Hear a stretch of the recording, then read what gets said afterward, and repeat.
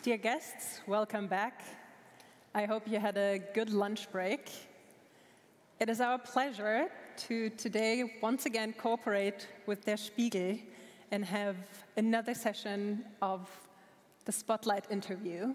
Today with the German Minister of Defense, Christine Lambrecht. Good to have you. Thank you for coming. Moderated by Britta Sandberg. And the question that lies at the heart of this interview is, are we seeing a new geopolitical Germany, and what does that entail? We're looking forward to hearing your answers. You have the floor. Frau Ministerin, erstmal vielen Dank, dass Sie heute. Minister, thank you very much for giving us time today. I mean, for a Minister of Defense, it's a time full of tension. Recently, in a speech at the German Council on Foreign Relations, you said that our economic importance made us a leadership country. Like it or not, we have to take leadership also in the military. You said, let us be ambitious as Germans. And here I quote you, with our own self-perception, freedom and peace is not guaranteed for our children and grandchildren. This is something unpleasant to hear for quite a few Germans. Also in your party, the SPD, some people didn't probably like this statement. Do you think that in October 22, the time is right for us in Germany to have this turnaround? Yes, we do have to follow this turnaround, and that is why it is important to say clearly, instead of trying to sort of push it under the carpet and describe reality differently from what it is really like. And indeed, because of our size, because of our location, our economic strength, we are a leading power. And what is confusing for some people probably is that we do not say clearly, what does that mean to be a leading country? We consider leading country not in the way that we tell others what to do. For me, being a leading country means that I have to take everyone on board, come up with proposals, offer something. And this is at least how I see it, what leadership means. And I think if you explain that, if you give a few examples, people will agree to you. We've seen that on the level of NATO. We have made an offer. There again, we have clearly stated the truth, and our Chancellor did in the Council meeting. Yes, indeed, we do have our gaps. So we do have our bottlenecks as far as air defense is concerned. And it's no use trying to hush it up. We have to sort of close that gap. That is to say what is, call a spade, and then take the initiative. And we talked about the opportunity of a European Sky Shield and air defense system, where not every country for itself develops something. Together, we should develop this strategy. Of course, it will all be coordinated by NATO. But what we really need is a common procurement program that will make us more interoperable, will give us better prices. And the way we have prepared it meant that, meanwhile, 15 states have joined this idea of the European shield. And that shows the moment you come up with a proposal, give good reasons for your proposal, be clear, be open, and say things frankly. And then I think I get support. And this is what leadership means. And I think if we define it that way, we would get much more support also amongst people in general. Your assessment is much more optimistic if you compare that to the Körber Foundation Pulse survey. As a result of that survey, we found out that 68% of the Germans refuse a German leadership role in military terms. 51% want to have a stronger commitment of Germany, but only on the diplomatic level. And only 14% say we need more leadership also coming from Germany in military terms. What does that mean for you as Minister of Defense? You still have a lot of work to do to convince the Germans. What are your analyses in the ministry? How do you want to convince people? It is very important to convince be open for a dialogue and answer questions. This is what I see everywhere. People everywhere have so many questions. This is what I see on a day-to-day basis, and we need to give the answers without trying to alarm people, frighten people all the time, but give clear answers. This is what we need. In our ministry, we have initiated something that I think gets a lot of attention. We asked people, and also our generals and our military experts explain the weapon systems, what can be done with them, and these explanations are very well received. People listen to our experts, our military experts, and that also shows that people are very much interested in dealing with these issues. All these years, people have sort of pushed this thought away, and now people see. We see there's a challenge also to our values, and there might be a need to defend in a military way. Otherwise, we would not get this large agreement to Bundeswehr, to our armed forces. And people have broadly supported the idea of setting up a special fund for investment into the armed forces. So we have to explain what it means to invest. And it is necessary. As I said, we have so many gaps and bottlenecks. Translating all of that for people at large, this is our task. You've just said the Germans don't like the term military leadership or leading power. Most people see Germany's leading role within Europe as a country that can make proposal. How else would you define the new leading role of Germany? What has to change? And where do you think, or for you, where do you believe are the red lines? It is very important always to work with our partners instead of walking it alone. This is the red line. If partners, if allied countries do not have the feeling they have no more say, then it will be wrong. Especially when I look at the small countries, they must be taken on board. They must be equal partners too. And that is why I'm always very happy to start a cooperation with another country. Like, for instance, currently we support Slovakia for their air defense system.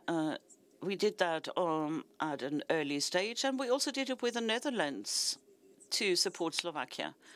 Or, for instance, we have Susanna, the howitzer. It is being produced in Slovakia, financed by Denmark, Norway, and Germany. This is the way forward, and this is the way I am going to remain on together with our partners, with our allies. You have another red line. That's our impression. And that red line concerns delivery of weapons to Ukraine. You, so far, never wanted to have deliveries of combat tanks. You had a kind of exchange system where other countries delivered those tanks. This German refusal to deliver tanks was always explained by you as an agreement with allies. But now there are demands that sound differently. The American ambassador said Germany has to be a more proactive leadership. The Poles complain about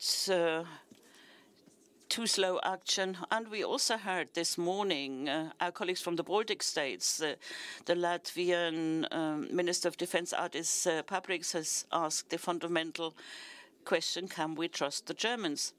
And can we trust the Germans that when they say they will deliver immediately instead of waiting another 6 months? Do you understand the concerns of the Eastern Europeans? Well, it's not a question of the Eastern Europeans alone. In some issues, that might be the case. But when I talk to my Lithuanian colleagues, he knows very well that he can very much rely on what Germany promises. In Madrid, during the NATO summit, we have decided to strengthen the eastern flank. And we, as Germany, a couple of weeks after the decision was taken, have already put into service the forward command system. Could you explain what the forward command element is? The combat brigade. We are setting up a brigade, and we are in the preparation phase. The first soldiers have been deployed to Lithuania. They work together with the Lithuanian counterparts. This is the forward elements. They have to be there first to set up the structures we need, and then step by step, other components, other elements are going to go there and do exercises, drills together with the Lithuanian colleagues. And this is the element that we have agreed upon, and we implement it swiftly. And so our colleagues in Lithuania recognize this. The Slovakian colleagues also have seen how fast we could act when they gave away their system S-300 to the Ukraine. Netherlands, together with Germany, with our soldiers, we went there, we supported Slovakia. And there's a long list, like, for instance, Romania, where we also helped them to set up an air policing system. I know that some people always find that too slow. They think that whenever we say 30 tanks, they will roll tomorrow. I do have a responsibility also for the soldiers that will have to work there and fight there. They need to be trained, and that is why I always said we need the time for training. Of course, it will take somewhat longer, but these are highly complex systems, and it takes a couple of weeks. In the beginning, there was this impatience, but then I heard sometimes statements saying, well, they don't need the training for howitzer. A YouTube video is enough to train them, or you can explain via a hotline remotely. And I think this is cynical. It is cynical when we think of the lives of soldiers. They're not just going to have an exercise. They will have to fight using these systems. And here I totally agree with my colleague, Mr. Reznikov from Ukraine. So the Ukrainians know when the Germans say they are going to deliver the cheetahs, the tanks, they are going to do it. And when they say they train our soldiers, they will do it. And if the Germans say they support in demining, they are going to do it. Be it missile launchers or any other system, we want to have the training component, and we need the time for proper training. Minister Baerbock, who gave a keynote speech this morning, said the question that always comes up whenever she has a trip to another country. It's the question of whether one can trust Germany. So it's not just an isolated opinion of Eastern Europeans. Well, maybe I talk much more with my ministers of defense, and they exactly see what arrives, what kind of support is practically given. When I hear from the Lithuanian Minister of Foreign Affairs that the things that we are doing are not enough, well, I had a talk with him also in the presence of the Minister of Defense. Then, of course, they understand the demand of sending a whole brigade to Lithuania means you have to have the infrastructure in place. If you have no infrastructure, first of all, for exercises, for setting up warehouses for ammunition, for setting up accommodation for the soldiers, then there's no use sending a brigade. So the ministers of defense, they know exactly what it takes or what prerequisites must be in place whenever there is such a demand for Germany to provide assistance. And so maybe the exchange between the ministers of defense takes place on another level. I think it's a very good exchange that we do have, and it's a very much down-to-earth exchange of what's possible and what's not possible. Before we talk about your visit to Odessa, beginning of October, can we return to the tanks? Why is it so difficult for you to deliver tanks, combat tanks? The Ukrainians have said ever since the war started they want to have the Leopards and other capabilities, and you find it very difficult to deliver. But when it comes to the air defense system, you have not the same calms. Does that have something to do maybe with politics, and maybe you look at Russia, and that is why you shy away from delivering these combat vehicles. No, it's much more pragmatic. It's about supporting Ukraine. They want to have the tanks. I hear defense. This is all the rage at the moment. I had a phone call with my colleague, Mr. Resnikov, in Ukraine. We talked about how can we organize things. We do have different defense systems. There's 3 systems that need to be somehow reconciled and combined. So air defense is number 1. Then artillery. That is why our howitzer 2000 is very much in demand, and it is being used a great deal. And we get positive feedback. So for me, it's important to give support to Ukraine with whatever they really need. Of course, there is a demand for tanks. And there again, what can help quickly? And that is why we have installed this multilateral exchange system. Those countries that can deliver the Soviet-type tanks that they can use without any further training, this is the best solution. And we are going to close the gaps somewhere else. And that is why Ukraine gets 100 tanks, because we have agreements with Greece, Slovakia, Slovenia. The Czechs are on board. So all of that is geared towards the fastest possible support. Very pragmatically. You're not going to see any red line. You can interpret it the way you want, but RST is a highly modern system.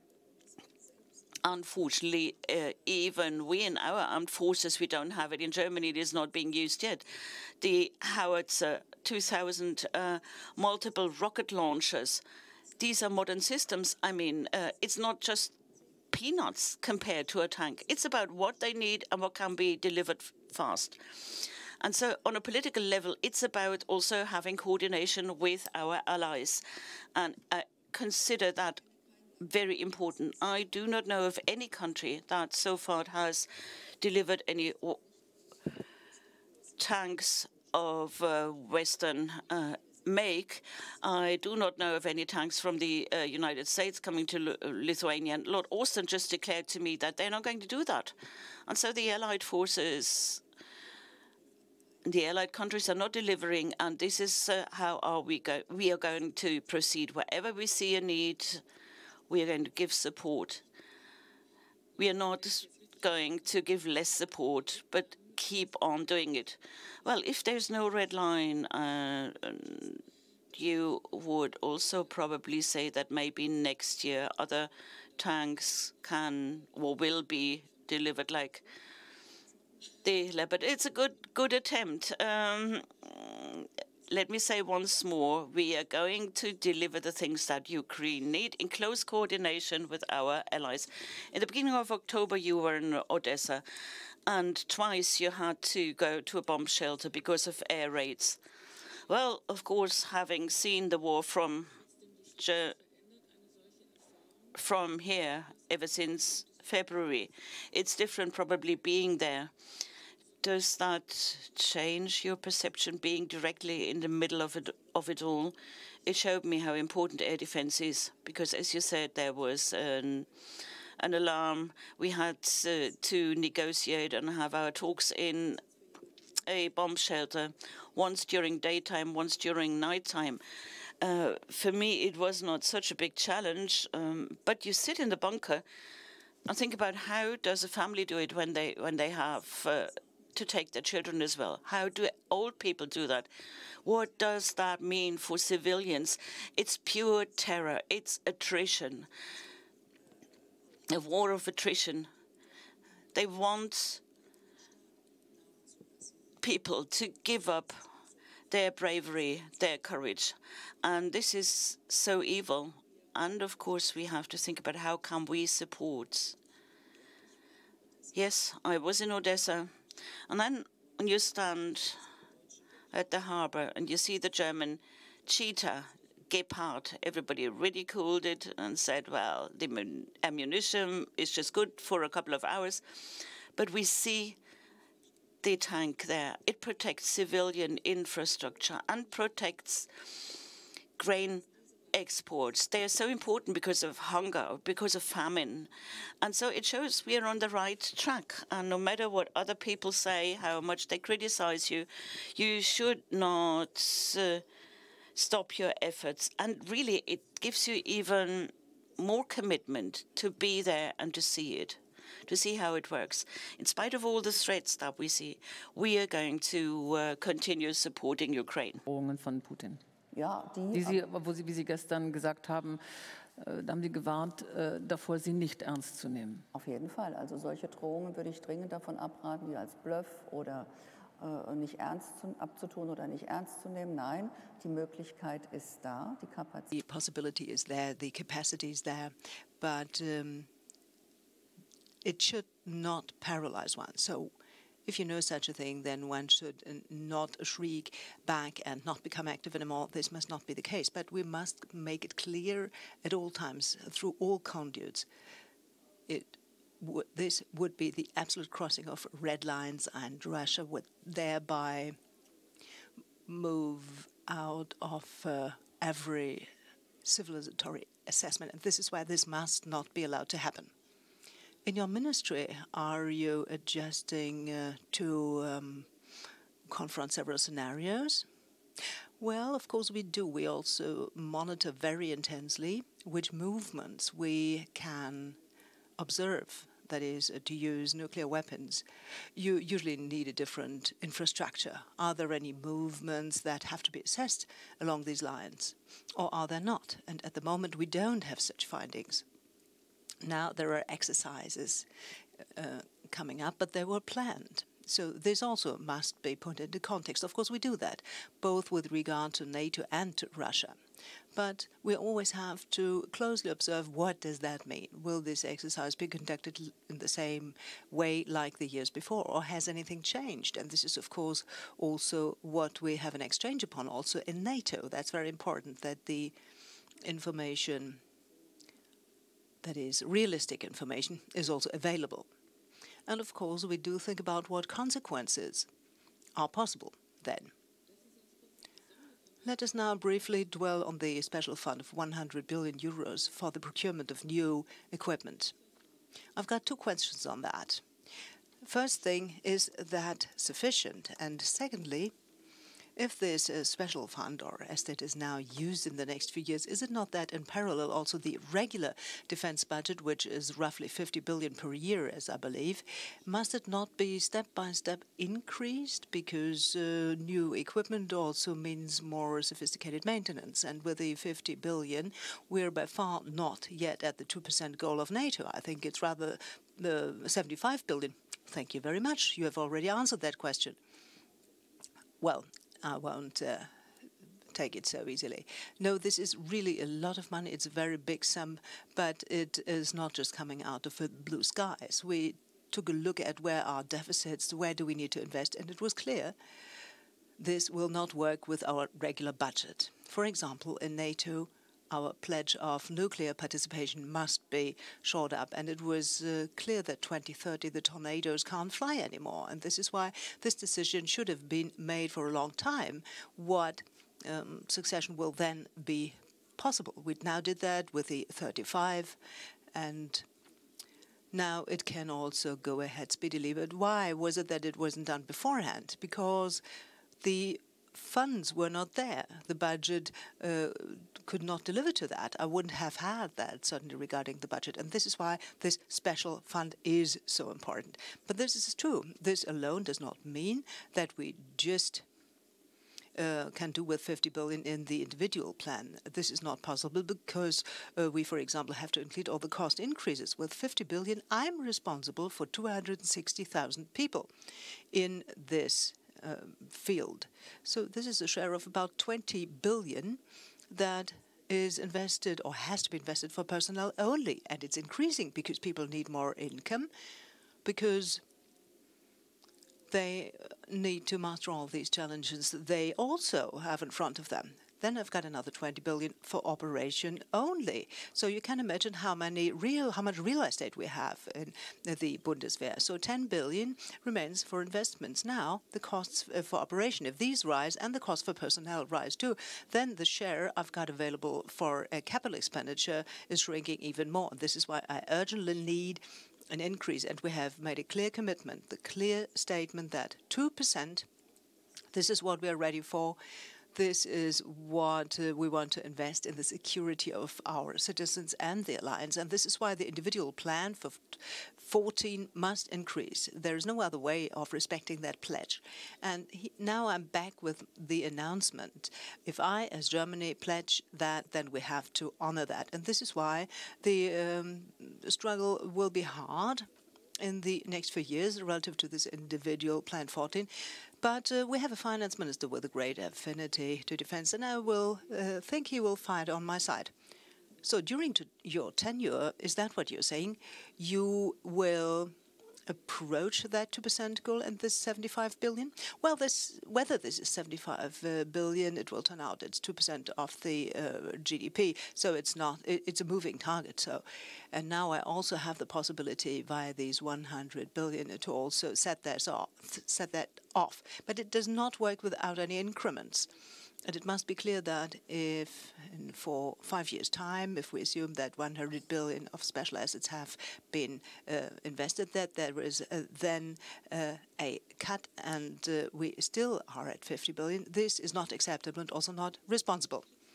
Going back to Ukraine, with what progress of the war do you expect in the next winter? And what will your support look like in the months to come? Will it gather momentum, as many people demand, including here and this morning? Well, even before the end of this year, tanks for rescue operations, dingoes, armored cars will be delivered. Tanks for laying bridges will be delivered. Tank howitzers, multiple rocket land launch systems, drones, so demining. This is a huge package which will be coming anyway. Perhaps we don't talk about that loud enough and intensely enough, but it's quite some substantial support and it will continue, and my colleague also knows that. They can rely on that. For example, also through a winter package where we also contribute. Of course, the progression of the war. The weather, too, will play a role. And then you need standby generators, you need tents that are up for winter weather, and not just pledges this will be delivered, but Ukraine knows that. So we are approaching the end of this discussion, but we started out a bit later. This is why, allow me one more question. When you now looked into the future, let's say in the year 2028 or 2030, what kind of German military do you see? What will it look like, or should it look like in every respect, as far as equipment is concerned? What budget will it have? And also, in what way would you cooperate with the allies? Well, first of all, I want to have an all-round military well-equipped, not with respect to individual capabilities, but we need an all-round military. We are an allied military, so this is why that it's important that these forces are part of this alliance and continue along this course together with partners. And for that, the military must be equipped adequately. We don't get that at zero cost. Everyone needs to be aware of that. And that also the respective budgetary funds are made available. But I believe the last weeks and months have shown that, indeed, there's more awareness now. Otherwise, you would not have so much support for this special fund in the population, because it has been understood, like we did it the past years, accepting gaps and saving down to the ground. We can't continue with that. So this would be the new federal German forces after the Zeitenwende. Indeed, with many committed people on board, the best tank howitzer and the best air defense system is worth nothing if you don't have a sufficient number of well-trained people who are ready to stand up for our values, for our democracy, and, if necessary, also at the price of their health and life. We should always remember that, because we're talking about numbers and percentages a lot. There are people behind that. And that's very important to me, that we also achieve that we find enough people who take on this task for all of us. Minister, so many thanks for being here and for providing us so explicit information about what you intend to do in Ukraine and in the next few years. Thank you. Thank you too.